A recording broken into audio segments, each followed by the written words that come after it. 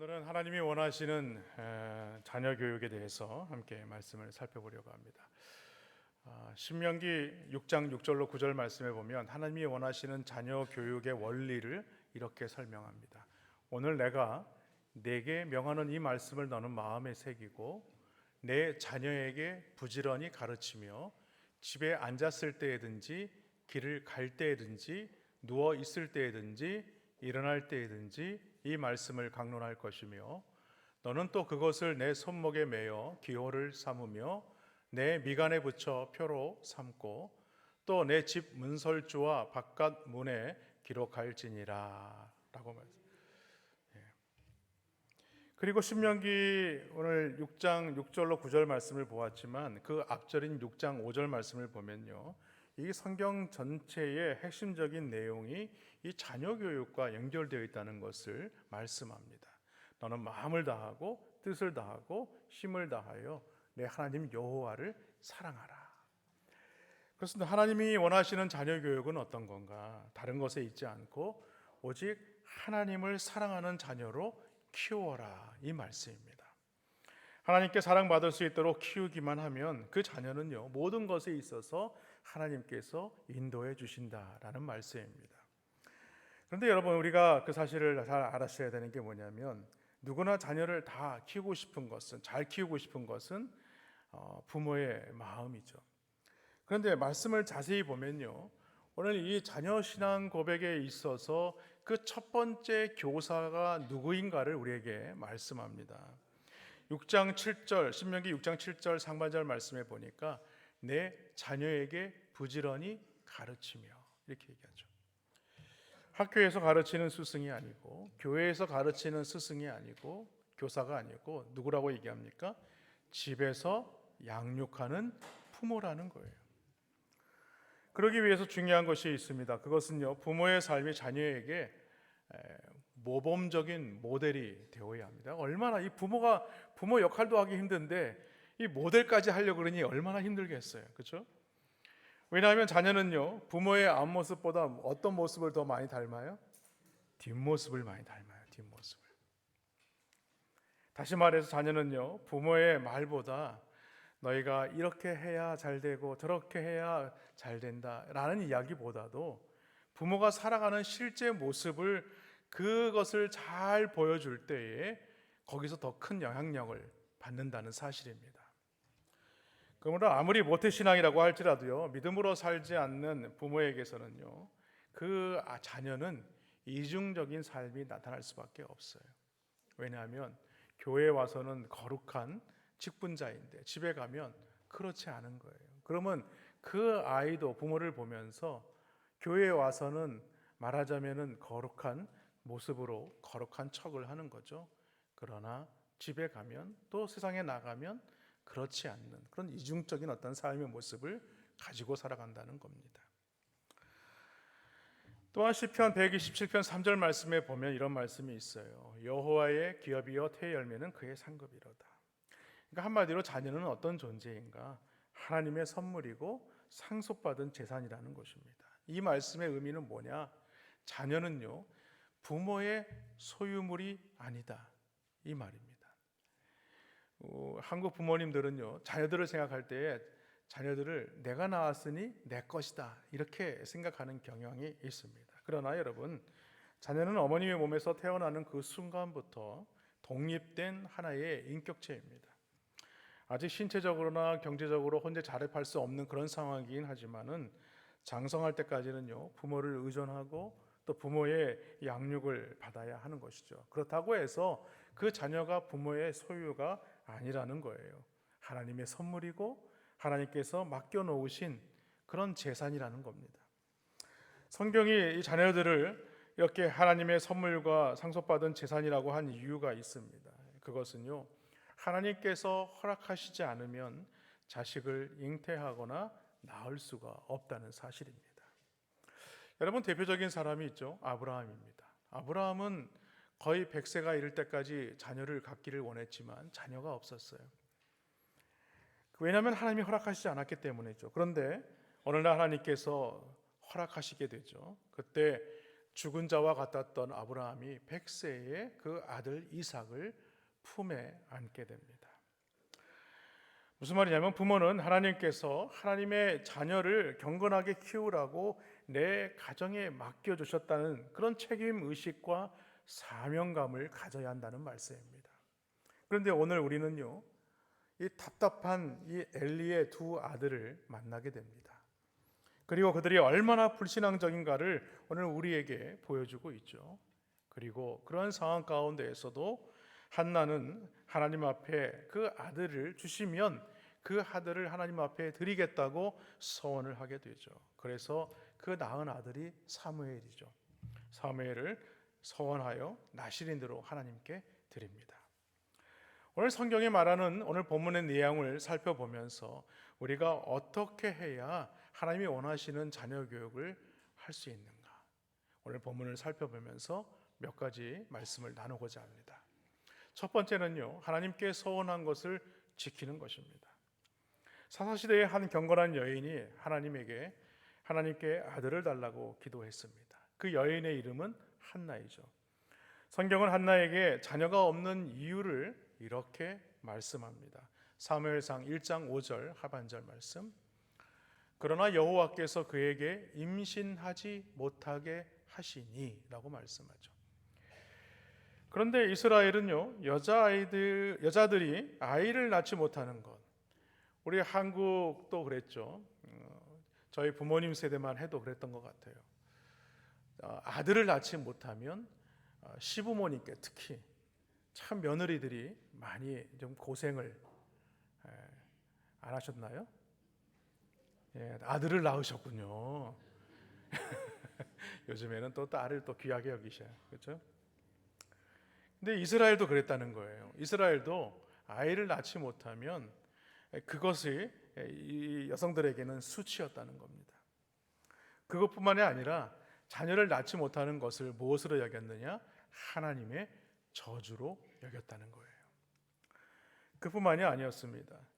오늘 이 엘가나에게는요, 다른 아내가 있었는데 이 분인나라는 아내예요. 근데 이 분인나는 또 자녀가 있어요. 그런데 이 자녀가 없는 한나를 좀 이렇게 불쌍히 여기면 되잖아요. 근데 불쌍히 여기지 않고 자녀가 없다는 것을 빌미로 괴롭히는 거예요. 그게 얼마나 못됐습니까? 그런 사실을 잘 알고 있었던 남편 엘가나는요, 한나를 늘 배려합니다. 늘 위로합니다. 한나에게는요, 그러나 이 어떠한 위로도 위로가 될 수가 없었어요. 왜냐하면 남들이 다 하는 것을 왜 나는 하지 못하는 것일까? 그런 자괴감이 있었기 때문이죠. 그래서 한나는 자식을 잉태하지 못해서 슬퍼하던 중에 성소로 올라가서 하나님 앞에 엎드려 울며 기도하기 시작합니다. 그 내용이 사무엘상 1장 11절 말씀이에요. 서원하여 이르되 만군의 여호와여, 만일 주의 여종의 고통을 돌보시고 나를 기억하사 주의 여종을 잊지 아니하시고 주의 여종에게 아들을 주시면 내가 그의 평생에 그를 여호와께 드리고 삭도를 그의 머리에 대지 아니하겠나이다. 이런 말씀을 이제 고백을 하게 되죠. 사실 서두에서 말씀을 드렸지만 지금 하나님은요, 한나로 하여금 좀 임신하지 못하게 하셨다라고 말씀하십니다. 그러나 이 일을 하나님께서 하신 이유가 있다는 거예요. 그것은 바로 하나님께서 이 한나의 태의 문을 닫음으로 말미암아 한나로 하여금 하나님 앞에 엎드려 기도하는 여정이 되기를 원하셨다는 거예요. 이것이 다 하나님의 계획이었다는 것입니다. 그래서 하나님은 기도하는 한나를 생각하십니다. 그리고 한나에게 드디어 아들을 주십니다. 한나는요, 내가 여호와께 그를 구하였다라는 의미의 이름을 사무엘이다 이렇게 짓게 됩니다. 그리고 사무엘이 젖을 때자 자신이 하나님께서 원한 대로 그를 하나님께 나실인으로 드리며 하나님을 찬양하게 되죠. 그 말씀이 사무엘상 2장 1절 말씀입니다. 한나가 기도하여 이르되 내 마음이 여호와로 말미암아 즐거워하며 내 뿔이 여호와로 말미암아 높아졌으며 내 입이 원수를 향하여 크게 열렸으니 이는 내가 주의 구원으로 말미암아 기뻐함이리라. 이렇게 얘기하죠.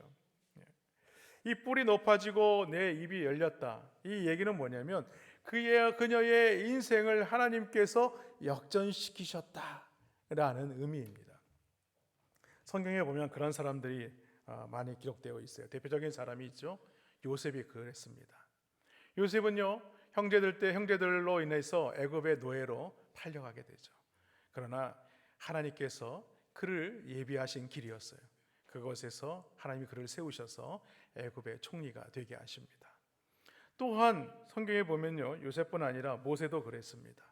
애굽의 왕자였던 이 모세가 하루는 그 애굽 사람이 히브리 사람을 죽이는 것을 보고 그것을 애굽 사람을 쳐 죽이게 되죠.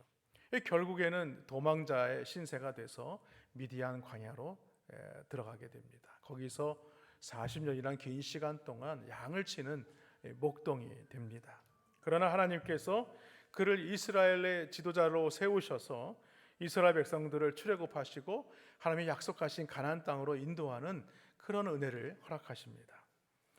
또한 우리가 전혀 주목받지 못했던 어린 목동 한 사람이 있어요. 바로 다윗입니다. 다윗은요, 그가 어린 목동이었음에도 불구하고 이스라엘의 최고의 왕이 되게 하십니다. 여러분, 성경에 나와 있는 여인들도 그렇습니다.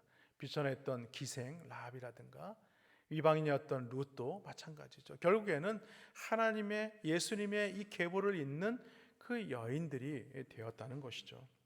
그렇습니다. 하나님은요, 우리의 인생을 주관하시고 돌보시는 하나님이시라는 거예요.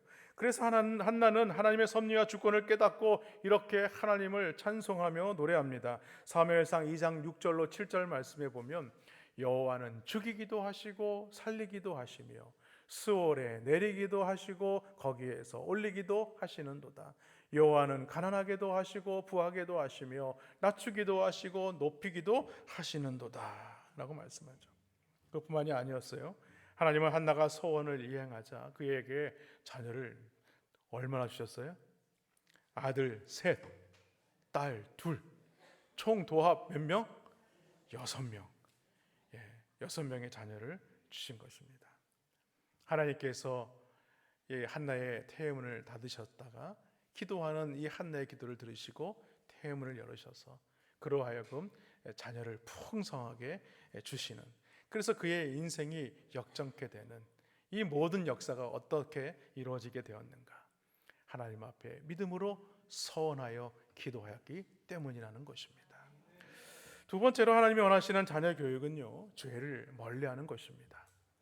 사무엘상 4장 18절 말씀에 보니까 하나님의 괴를 말할 때에 엘리가 자기 의자에서 뒤로 넘어져 문 곁에서 목이 부러져 죽었으니 나이가 많고 비대한 까닭이라. 그가 이스라엘의 사사가 된 지 40년이었더라 이렇게 말씀합니다. 이스라엘의 마지막 사사인 엘리 지사장은요, 몸이 많이 비대했다. 이 말은 뭔가 좀 부정적인 좀 의미를 좀 부여하고 있어요. 그리고 40년 동안 사사가 되어서 이스라엘 백성들을 신앙으로 지도했지만 무슨 얘기입니까? 자녀 교육에서만은 철저하게 실패한 아버지였다라는 것을 말하는 것입니다. 우리는 여기서 이 문제를 제기해야 되죠. 엘리 지사장의 자식들은 눈만 뜨면 예배하는, 그런 제사하는 그런 환경에서 자란 자녀들이에요. 아버지가 마지막 사사로 지사장을 섬기는 동안에 홈리와 비나스는요, 늘 그 모든 것들을 눈으로 본 자들입니다. 그리고 이 대제사장의 자녀는요, 이 제사장을 승계를 합니다. 그러니 자신이 앞으로 제사장이 될 것이라는 것을 너무나 잘 알고 있었어요. 그리고 이 제사장의 역할이 무엇인가를 따로 배우기도 했을 것입니다. 그럼에도 불구하고 그는 그런 환경에서 살았음에도 불구하고 전혀 그런 삶을 살지 않았다는 것이죠.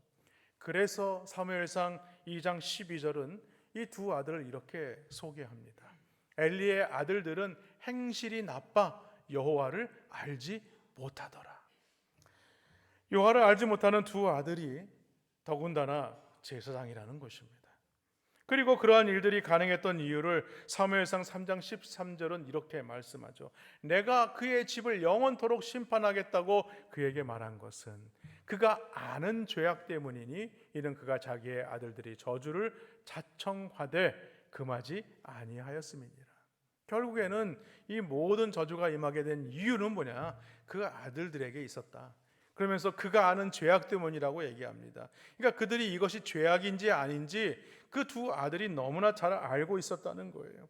그리고 오늘 본문 13절에 보면 이 엘리 제사장의 아들들의 악행에 대해서 구체적으로 설명합니다. 그 제사장들이 백성에게 행하는 관습은 이러하니 곧 어떤 사람이 제사를 드리고 그 고기를 삶을 때에 제사장의 사원이 손에 새 살 갈고리를 가지고 와서 이렇게 말씀하죠. 여러분, 갈고리, 새 갈고리가 뭡니까? 이렇게 우리가 흔히 생각하는 이 포크. 근데 지금의 조그만 포크가 아니고요. 갈고리니까 아마 이렇게 약간 휘어져 가지고 탁 넣어 가지고 건져내면 고기를 건져낼 수 있는 그런 큰 갈고리를 말하는 거예요. 그럴 때 아멘은 아니고요. 이 성경 어떤 곳에서도 이런 식으로 이 제사장의 몫을 정하는 법은 나와 있지 않습니다. 레위기에 기록된 이 제사에서 제사장의 이 몫이 되는 것에 대한 법과 너무나 다른 모습이라는 거예요. 오늘 15절 말씀에도 보면 이런 말씀이 있습니다. 기름을 태우기 전에도 제사장의 사원이 와서 제사 드리는 사람에게 이르기를 제사장에게 구워드릴 고기를 내라. 그가 내게 삶은 고기를 원하지 아니하고 날 것을 원하신다 하다가 라고 얘기하죠. 이게 제사에서는요, 기름을 먼저 하나님께 태워 드려야 되는 게 제사의 방법입니다. 그런데 기름을 태우기도 전에도 뭐예요? 그 날 것 고기를 가져와라, 이 얘기입니다. 이 얘기가 무엇이겠습니까? 자신의 어떤 욕심을 지금 채우려고 했다는 거예요. 여러분, 모든 제사는요, 마땅히 먼저 하나님께 드려야 되는 것이 맞습니다. 그런데 엘리 제사장의 두 아들들은요, 그것마저 무시해버린 거예요. 이것은 분명히 그들이 이렇게 하면 안 된다 라는 사실을 너무 잘 알고 있었음에도 불구하고 그렇게 하지 않았다는 거예요. 그래서 더욱더 그들이 가진 이 죄가 큰 죄다라고 성경은 말합니다. 그뿐만이 아니죠. 다음 절을 보면요, 더욱 가관입니다. 16절에 보니까 그 사람이 이르기를 반드시 먼저 기름을 태운 후에 내 마음에 원하는 대로 가지라 하면 그가 말하기를 아니라 지금 내라. 그렇지 않으면 내가 억지로 어떻게 하겠다고요? 빼앗는다, 이렇게 얘기합니다. 아니, 제사 드리려고 제물을 가지고 와서 제사를 잘 드려주십시오 이렇게 하려고 하는데 안 주면 내가 빼앗을까? 이런 생떼가 어디 있습니까? 여러분, 제사하는 사람도요, 하나님께 먼저 드려야 한다는 것을 너무나 잘 알고 있어요. 그것이 제사의 기본이기 때문이죠. 그럼에도 불구하고 엘리 제사장의 두 아들은요, 자신의 욕심을 먼저 지금 채우고 있는 것입니다. 제사를 받으시는 하나님은요, 그 목전에 없어요. 그 안전에 없어요. 자신의 욕심만 지금 챙기고 있는 겁니다. 결국 어떻게 됩니까? 17절 말씀해 보니까 이 소년들의 죄가 여호와 앞에 심히 크면 그들이 여호와의 제사를 어떻게 했다고요? 멸시했다. 여러분, 여호와의 제사를 멸시했다는 것은 누구를 멸시하는 거예요? 하나님을 멸시하는 거예요. 하나님 멸시하는. 여러분, 그들이 누구라고 했습니까? 제사장이라고 했어요. 제사장임에도 불구하고 하나님을 멸시했어요. 이런 두 아들의 모든 배경이 어디에 있었다는 거예요? 한마디로 얘기하면요, 여호와를 알지 못했다는 거예요. 여호와를 알지 못했다는, 여호와가 어떤 분이시라는 것을 알지 못했다는 거예요. 여러분, 엘리가 어떤 사람입니까? 아론의 4대 손이에요. 그런 가문에 여호와를 알지 못하는 아들들이 나왔다는 거예요. 그리고 그들이 여호와를 알지 못하는 채로 지금 어떤 노릇을 하고 있는 거예요? 제사장의 노릇을 하고 있는 겁니다. 그리고 비통한 사실은요, 이런 사실을 백성들도 공공연하게 다 알고 있었다는 거예요. 얼마나 사람들이 손가락질을 했겠습니까? 그래도 엘리 제사장은 그래도 하나님 앞에 믿음으로 살려고 했던 사람인데 저 두 아들. 여러분, 이들의 모습은요, 어제 오늘의 일이 아니라는 거예요. 어릴 때부터 믿음으로 자라지 못하고 자기의 소견대로 살았던 사사시대 사람들처럼 그런 영향력을 너무나 많이 받고 살았다는 거예요. 그리고 불행한 것 중에 하나는요, 오늘 엘리 제사장의 나이가 몇 세냐? 98세가 되어서 노쇠했다는 거예요. 그의 몸은요, 성경을 보니까 비둔하여졌다고 말합니다. 얼마나 부정적인 말입니까? 눈은 시력을 완전히 잃어서 아무것도 볼 수 없었대요. 나이가 많아질수록 판단력이 좋아져야 되고 영적으로 깨어 있어야 함에도 불구하고 엘리 제사장은요, 그렇게 하지 못했다는 거예요. 엘리 제사장의 두 아들이 더욱 심한 방향으로 나갈 수밖에 없는 그 요인도 있었다는 거예요. 그들은 하나님께 드리는 이 제사만 우롱한 것이 아니라 하나님을 멸시한 것이죠. 그뿐만이 아니었습니다.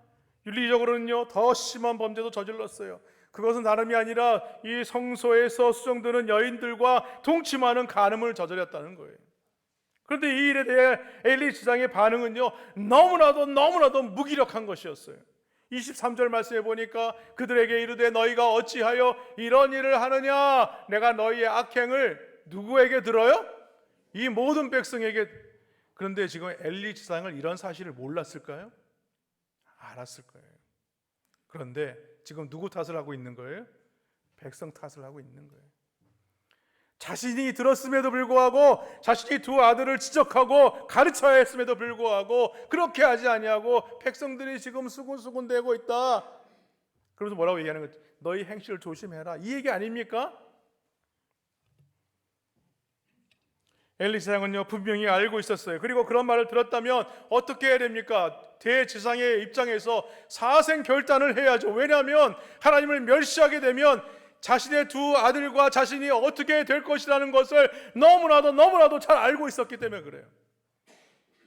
그런데 뭐예요? 백성들이 말하고 있단다, 조심해라.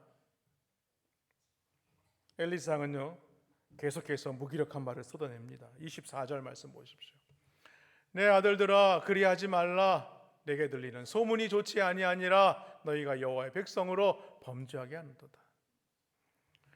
그리 말라. 여러분, 나이가 98세가 된 아버지가 자식에게 그동안 그렇게 가르치지도 못했는데, 야, 그렇게 하지 마라, 그러면 네 아버님 알겠습니다, 이렇게 하겠습니까? 그 아버지도 무시했겠죠. 그리고 또 뭐라고 얘기합니까? 소문이 좋지 않다는 거예요. 소문이 좋지 않다는 게 뭐예요? 야, 다른 사람들이 손가락질하지 않겠니? 너가 그래도 제사장의 아들이고 너희들도 제사장 아니냐. 그러면서 뭐라고 말씀합니까? 그들이 여호와의 백성까지 죄를 짓게 만들었다는 거예요. 그러면서 마지막에 중요한 말 한마디를 합니다. 25절 말씀인데요, 사람이 사람에게 범죄하면 하나님이 심판하시려니와 만일 사람이 여호와께 범죄하면 누가 그를 위하여 간구하겠느냐 하되 그들이 자기 아버지의 말을 듣지 아니하였으니 이는 여호와께서 그들을 어떻게 하셨다? 죽이기로 뜻하셨다. 이제는 뭐 다 끝난 거예요. 이제는. 그러니까 사람이 사람에게 범죄하면 하나님이 심판하시겠다는 거죠. 그러나 하나님 앞에 범죄하게 되면 그 사람을 위해서 누가 간구할 사람이 있겠느냐는 거예요. 유일하게 한 분이 계시긴 하죠. 예수님이죠. 예수님. 근데 엘리 시장 시대에 예수님이 오셨습니까? 아니죠. 방법이 없다는 거예요. 너무 늦었다는 거예요. 결국 성경은 이렇게 말씀합니다. 여호와께서 그들을 죽이기로 뜻하셨다. 다시 말해서 아버지의 말을 듣지 않았다는 것은 무엇입니까? 하나님의 음성을 들으려 하지 않았다는 거예요. 하나님이 우리를 죽이기로 작정하셨다는 그 말을 듣지 않았다는 겁니다. 사랑하는 여러분, 우리에게 하나님의 음성이 들리지 않는 것은요, 이 엘리 지상의 두 아들들에게만 해당되는 말이 아니라는 거예요. 오늘을 살아가는 주의 백성들도 하나님의 말씀에 귀를 기울여 살아야 한다는 말씀입니다. 오늘 엘리 지상과 그 아들들 홈리와 비누아스가 심판을 받았듯이 신약에 보면요, 아나니아 삽비라도요 하나님 앞에 거짓말로 그들이 심판을 받아 죽지 않습니까? 결국에는요, 나중에 어떤 일이 일어나게 됩니까? 그들이 이스라엘 전쟁을 치를 때 블레셋과 전쟁에서 하나님의 법궤를 맨 앞에 앞세우게 되죠. 그리고 홈리와 비누아스도 그 전쟁에 참여하게 됩니다. 그러면서 당당하게 나아갔겠죠. 아, 우리 하나님께서 이 전쟁을 치르실 것이야. 그런데 어떤 일이 일어납니까? 하나님 앞에 범죄한 자들을 하나님께서 도우시겠어요? 홈리와 비누아스는요 그 전쟁에서 목숨을 잃어버리게 되고 하나님의 법궤는요 블레셋 진영에 빼앗기고 맙니다.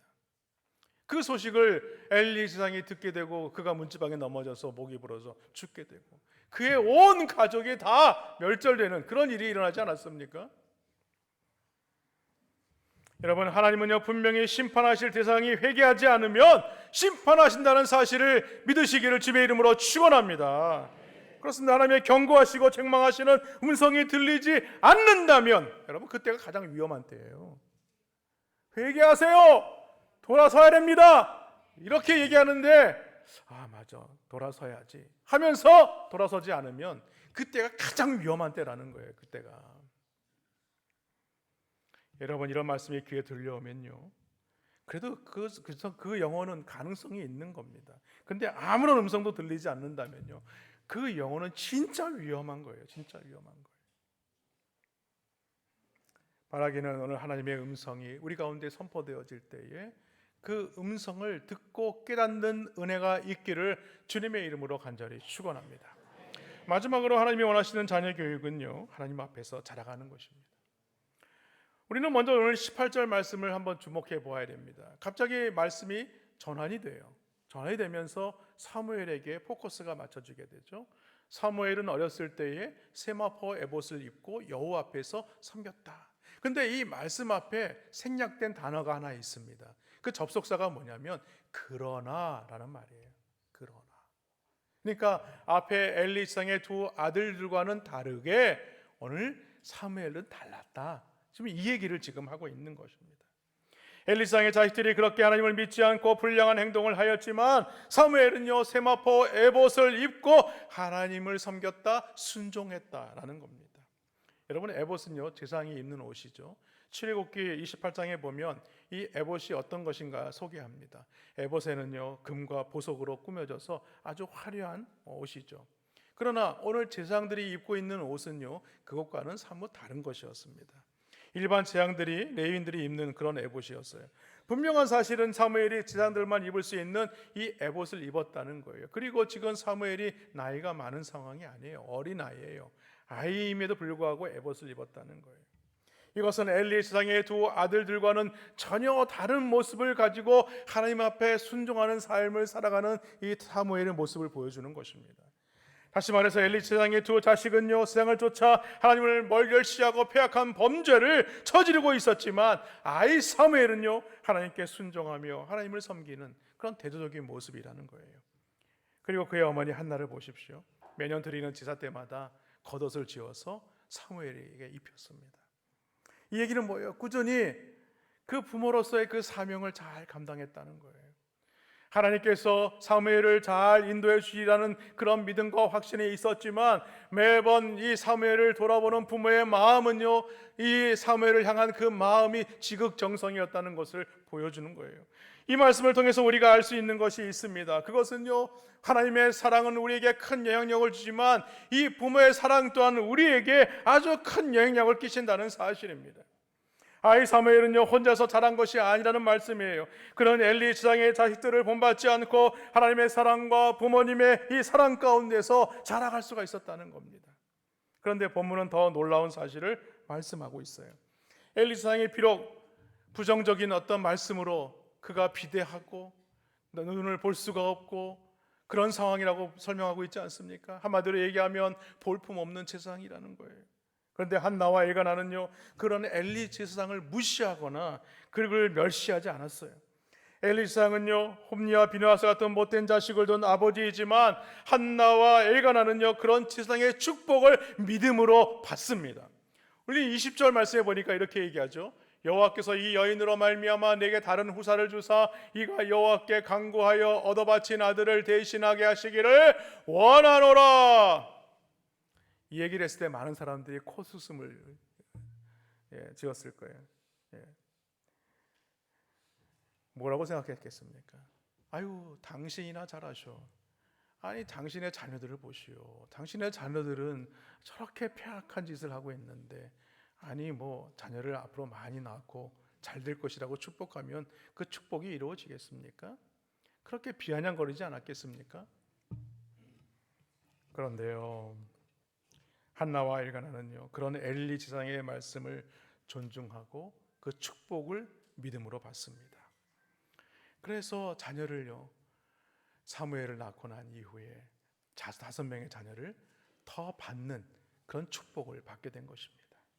그리고 21절 하반절에 보면 그런 상황 가운데서 뭐라고 말씀합니까? 아이 사무엘은 여호와 앞에서 자라니라. 이것은 하나님께서 이 사무엘을 양육하셨다라는 말씀입니다. 여러분, 이것은 무엇을 말하는가? 부모가 아이를 믿음으로 하나님께 드렸다고 할지라도 부모의 신앙적 영향력이 없었다는 말이 아니라는 거예요. 계속해서 부모는요, 이 사무엘을 돌아보고 그 믿음의 신앙으로 그를 잘 도와줬다는 것이죠. 여러분, 부모가 믿음으로 살지 않으면서 그렇게 하나님께 맡긴다면 그것은 무엇이 되겠습니까? 그것은 맡긴 것이 아니죠. 자녀를 버려두는 것입니다. 그러므로 부모가 할 수 있는 이 믿음의 유산을 우리는 자녀들에게 잘 물려줄 수 있어야 됩니다. 그리고 하나님께서 잘 믿음으로 성장할 수 있도록 기도해야 되는 거예요. 여전히 이것은 어려운 일일 겁니다.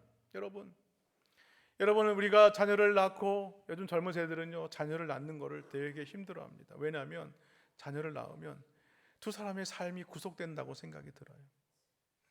근데 우리 부모님 때는 안 그랬잖아요. 부모님 때는 안 그랬잖아요. 자녀를 보면서 기쁨을 누리잖아요. 키우면서 힘들어도 자녀가 자라는 모습을 보면서 위로를 받잖아요. 그런데 요즘 젊은 사람들은 안 그래요. 자녀를 낳으면 뭐부터 생각해요? 교육비부터 생각해요. 돈이 얼마가 들어갈 것이고, 이 자녀를 기르면서 내가 얼마나 속박을 받아야 되고, 내가 하고 싶은 일 못하고. 여러분, 그뿐만이 아니죠. 부모님들이 자녀를 키우는 것만 해도 얼마나 어려운 일입니까? 그냥 진짜 강아지라면 그냥 먹여주기만 하면 되잖아요. 근데 자녀는요, 자들이 머리가 커지면서 말도 잘 안 들어. 그러면서 독립할 때까지 얼마나 부모를 힘들게 합니까?